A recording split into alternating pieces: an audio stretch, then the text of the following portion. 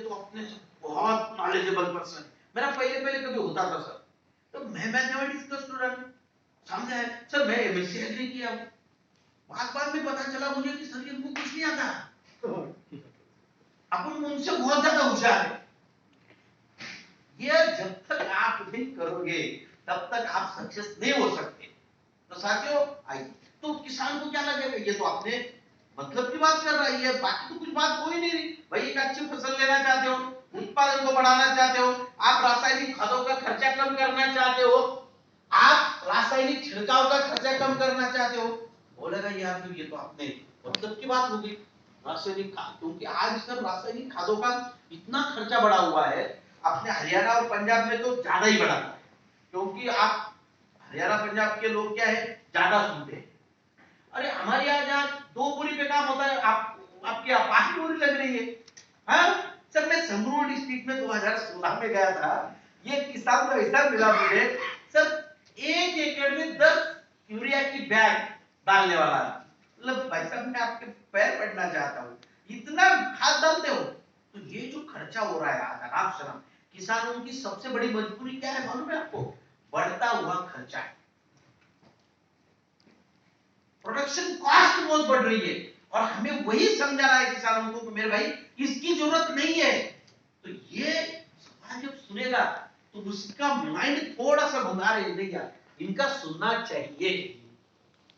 तो आपको इस तरीके से उनके मन को स्थिर करना है। तो ये सिर्फ अपने डायरेक्ट सेलिंग के बारे में नहीं है, आप किसी भी शॉप में चले जाओ ना, आप खुद एक्सपीरियंस ले लो। सर बहुत बड़े मॉल में चले जाओ, 100 करोड़ का मॉल है, उसमें चले जाओ, अगर वो सेल्समैन ठीक तरीके से आपको अगर माल नहीं दिखाएगा ना, आप बाहर निकल जाते हो। आप खड़े हो, पूछ रहे हो भाई साहब ये माल मिलेगा क्या, मालूम नहीं यार कहाँ रखा हुआ है, मुझे नहीं मालूम, वो बाजू वाले से पूछो। अरे तू 100 करोड़ का मालिक, मेरे को क्या लेना ना, मुझे 5 रुपए की चीज चाहिए, मगर मैं कस्टमर हूं, मैं कंज्यूमर हूं। अगर वो, और कई जगह पे आपको एक्सपीरियंस आएगा, ये कपड़े वाले शॉप में ज्यादा एक्सपीरियंस आएगा, आप लेने जाते हो 1 ड्रेस, ले लेते हो 3 ड्रेस। दिखाने वाला इतना बढ़िया रहता है वो, अरे सर ये देखो क्या दिखेगा, क्या कलर है, भयंकर जबरदस्त दिखेगा, तो अच्छा अच्छा, उसकी बातों से हम, तो ये क्या हुआ, मैंने कहा ना कंपटीशन, वो जीत गया, सेल करने वाला जीत गया, लेने वाले ने ले लिया। अगर आप नहीं ले गए, आपका मजा ही नहीं, उसका जो वो कई जगह पे कमजोर पड़ जाएगा, तो जीत हम जाएंगे। तो हमें जीतना है किसानों से, तो किसानों से अगर जीतना है तो उनके मन की बात हमें करनी पड़ेगी। वहां राजनीति की बात करके चर्चा नहीं है, यार क्या बोलने का, तुम्हारे राज्य के सीएम का क्या चल रहा है, क्या बोलेगा, मेरा क्या चल रहा है वो देखो, उसका क्या चल रहा है, मुझे क्या लेने देना है। सिंपल सी बात है साथियों, बहुत सारे लोग मैंने देखे टारगेटेड काम नहीं रहता है। आपको जो भी टारगेट, जिसके लिए आप गए हो वही बात करो, बाकी बात छेड़ने की जरूरत नहीं है। इसको कहते हैं टारगेटेड काम। बंदूक की गोली निकलती है तो टारगेट को जाके लगती है, वो थोड़ी इधर उधर घूमेगी, नहीं मैं थोड़ी इधर घूम के आ जाती हूँ, इधर घूम के आ जाती हूँ, ऐसा नहीं है। ऐसा आपका काम भी टारगेटेड होना चाहिए। आइए ग्रोइंग हेल्थी क्रॉप, सिंपल, ये 3 चीजें मैंने बताई आपको, ये देखिए, ये बहुत, ये त्रिसूत्री है सर। ये 3 चीजों के ऊपर आप खड़े खड़े 10 मिनट के अंदर हरी संजीवनी, सॉइल हेल्थ, फ्रूट स्पेशल, जो चाहे वो प्रोडक्ट बेच सकते हो। बस ये त्रिसूत्री ध्यान में रखनी, सिंपल है। और ये जो आज, अभी देखो आज अपना लगभग 7 बजे तक सेशन चलेगा, कल 6 घंटे का, तो आपके मन में विचार आएगा, ये बात, ये इतना लफड़े वाली बात है यार, मेरे आता नहीं तो बहुत अच्छा रहता। ये अगर किसी किसान को जाके मैं समझाऊं, किसान तो खेती करना छोड़ देगा। किसान को 15 मिनट में निपटाना है सर। ये आप यहाँ पर लीडर बनने के लिए आए हो, डॉक्टर बनने के लिए आए हो, आप सलाहकार बनने के लिए आए हो, एक्सपर्ट बनने आए, हाँ एक्सपर्ट बनने के लिए आए हो। आपको तो ये सब नॉलेज देके मात्र 10 से 15 मिनट में निपटाना है। एक सिंपल एग्जांपल देता हूं मैं, डॉक्टर एमबीबीएस बनते हैं, एमडी बनते हैं, उसके बाद एमएस बनते हैं, एमसीएस बनते हैं, मास्टरेट की डिग्री लेते और आपके पास कोई पेशेंट आता है, आप क्या करते हो? पेशेंट आया, भाई क्या हो रहा है, दवा लिख के दी, बात खत्म। ऐसे होता है ना। कभी किसी डॉक्टर ने बताया, अरे मेरे भाई आ जाओ यार, बैठो इधर, क्या मालूम आपको डॉक्टर होने के लिए कितने पापड़ बेलने पड़ते। सर मैंने एमबीबीएस किया, पहले 12th किया, फिर एमबीबीएस 4.5 साल, फिर 1.5 साल की अप्रेंटिसशिप, फिर 3 साल का एमडी, उसके बाद 2 साल का सुपर स्पेशलिटी डिग्री किया। इतना मैं 10 साल सीखा हूं, मैं कम से कम 10,000 किताबें पढ़ने के बाद मैंने ये डिग्री हासिल की है। आपको पता है? आप बोलोगे मेरे क्या लेने देने, तूने पढ़े, मुझे मेरे जो बीमारी है उसका जवाब चाहिए, बात खत्म। सिंपल सी बात है। इसलिए आपको अब ये सीखना है पूरे दिन में। और किसान को मात्र 10 मिनट, किसान 15-20 मिनट के ऊपर चला जाए तो समझ लेना किसान आपके हाथ से निकल गया।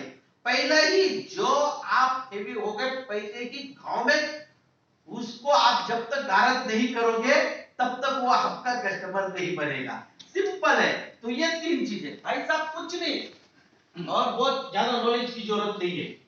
आप खेत पे जाके खड़े हो गए, भाई साहब आपकी मिट्टी देखो, ये ऑब्जर्वेशन से आता है। अगर आप अपने को एक बहुत अच्छा सच्चा लीडर बनना है और बहुत बड़ा बिजनेसमैन बनना है, बहुत सक्सेसफुल इंसान बनना है, तो ऑब्जर्वेशन बहुत जरूरी है साथियों। आदमी को 3 तरीके से नॉलेज मिलता है, पढ़ने से, सुनने से और देखने से। देखने का मतलब है ऑब्जर्वेशन। सर इसमें सबसे ज्यादा नॉलेज मिलता है ऑब्जर्वेशन से। 100% अगर नॉलेज मिलता है तो 10% सिर्फ पढ़ने से मिलता है, 20% सुनने से मिलता है और 70% नॉलेज देखने से मिलता है। आपके मन में विचार आएगा कैसे? सर लिमिटेशन है। अब मेरी उम्र 53 है सर, मैं कितने दिन किताब पढ़ सकता हूं? चलो 24 घंटे, दिन के 24 घंटे कैसे किताब पढ़ सकता हूं मैं? लिमिटेशन है ना। अगर मैंने तय किया कि मैं अभी विश्व में जितने भी धर्म ग्रंथ है सब पढ़ना चाहता हूं, पढ़ेंगे, 20 साल लगेंगे। लिमिटेशन, सुनने को भी लिमिटेशन है। अब आपने डायरेक्ट फीलिंग के लोग, ये अलग कैटेगरी के लोग हैं सर। अभी लोग 40-45 मिनट कोई नहीं बैठते। हम शिक्षक की पेशे से आए हुए टीचर थे, तो हमारे लिए पहले क्या था, कॉलेज में हमारा 45 मिनट का पीरियड था। तो हम जब यूनिवर्सिटी में गए तो वहां 1 घंटे का हो गया। सर वो 1 घंटा बैठना इतना जान पे आता था। अरे बाप, वो लास्ट के 15 मिनट ऐसे। और हमारे डिपार्टमेंट में मैं जब एमएससी में था तो मेरे 27-28 बच्चे थे, तो ऐसे आ जाते थे, तो पीछे बैठ के सो भी नहीं सकते थे क्योंकि टीचर का बिल्कुल हर एक की तरफ देखना। तो 1 घंटा बैठना भी मुश्किल था सर। तो हम तो लोगों को 5-5, 6-6, 7-7, 8-8 घंटे बिठाते। कितने ईमानदार लोग हैं, कितने अच्छे लोग हो आप। क्योंकि ये मैं नहीं कह रहा हूं मेरे भाई, ये साइकोलॉजिकल इफेक्ट है। देखो 45 मिनट का पीरियड था, 3 पीरियड के बाद छुट्टी होती थी, फिर आ गए, फिर 2 पीरियड के बाद छुट्टी होती थी। तो माइंड स्टेबल होना जरूरी है। मगर देखने को कोई लिमिटेशन है क्या? तो देखने को कोई लिमिटेशन नहीं ना, ऑब्जर्वेशन को कोई लिमिटेशन नहीं ना। आप सिर्फ जब आंख बंद होती है तभी ऑब्जर्वेशन बंद होता है आपका। आप बाहर रास्ते में घूम रहे हो, यहाँ घूम रहे हो, वहां घूम रहे हो, सिर्फ आपका देखने का नजरिया चाहिए, आप क्या देखते हो। हमारे यहाँ क्या होता है, जो देखना चाहिए वो कम देखेंगे, जो नहीं देखना चाहिए वो ज्यादा देखेंगे। साथियों बहुत सिंपल है। मैं सुबह सुबह ग्राउंड पे जाता हूं, मैं देखता हूं लोग कैसे चलते हैं, कैसे बात करते हैं, कैसे बैठते हैं। बहुत सिंपल है सर। आप अगर थोड़ा इसका अनुभव लो तो आपके सामने आदमी बैठा ना, तो आप 90% उसका गेस लगा लोगे कि अपने बारे में क्या सोच रहा है। बॉडी लैंग्वेज से पता चल जाता है कि ये हमारा प्रोडक्ट लेगा कि नहीं लेगा। उसकी फेस रीडिंग से पता चल जाता है ये मेरा सुनेगा कि नहीं सुनेगा। बहुत सिंपल, ये होता है ऑब्जर्वेशन से।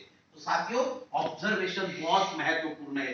जब आप फील्ड पे जाओगे तब आप ये सारी चीजें आपको काम आएगी। आपकी जमीन कैसी है देख लो ना, आपको समझ में आ रहा है, उसको सामने जाके पूछो मत आपकी जमीन कैसी है, बोलेगा यार बड़ा बेवकूफ, जमीन पे खड़ा है और पूछ रहा है कि जमीन कैसी है।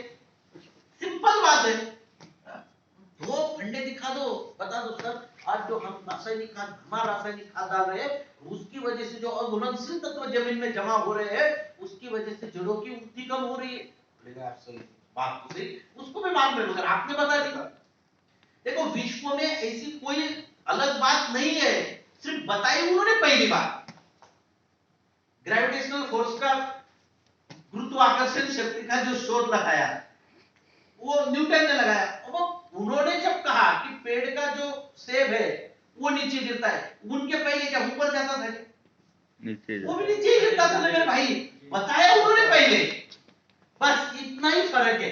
तो हमें किसान को बताना है। उसके बाद यार आपकी जमीन देखो, ये जमीन में अघुलनशील तत्व बढ़ने के कारण पेड़ों की, हमारे फसलों की जड़ों की वृद्धि नहीं हो रही है और उसकी वजह से फसलों को अन्न तत्व ज्यादा नहीं मिल रहे। एक कदम छोटा सा आप गेहूं के खेत में चले गए हो या टमाटर के खेत में चले गए हो, छोटा पौधा है तो उखाड़ के दिखा दो, देखो इसकी जड़ों की वृद्धि कम हुई है और उसकी वजह से फसल को अन्न तत्व नहीं मिल रहे हैं। और इसके लिए फिर थोड़ा ये सोचेगा तो अपने मन में फिट डालो, बस अभी अपना प्रोडक्ट ये लेगा। फिर बताओ कि भाई जड़ों की वृद्धि होने के लिए, जमीन को सुधारने के लिए बहुत सिंपल है, सॉइल स्पेशल है, स्टेज नंबर 1 है, ये अगर डालेंगे तो आपका होगा। 5 मिनट में बोलता है ठीक है यार भाई साहब एक काम करो, ये प्रोडक्ट रख के जाओ। बहुत सिंपल है, प्रोडक्ट बेचना बहुत आसान है। उसके बाद प्लांट हेल्थ, पौधों का स्वास्थ्य, अगर पौधे ऊपर है तो आप समझ सकते हो पौधों की, बहुत सिंपल है। आप किसी गेहूं के फसल में चले गए, धान के फसल में चले गए, अगर आपने देखा ना तो बहुत सारे खेत में फसल की जो ग्रोथ होती है ना अनइवन होती है, अप डाउन होती है। देख लिया भाई साहब, ये आपने देखा कि अप डाउन क्यों हो रहा है?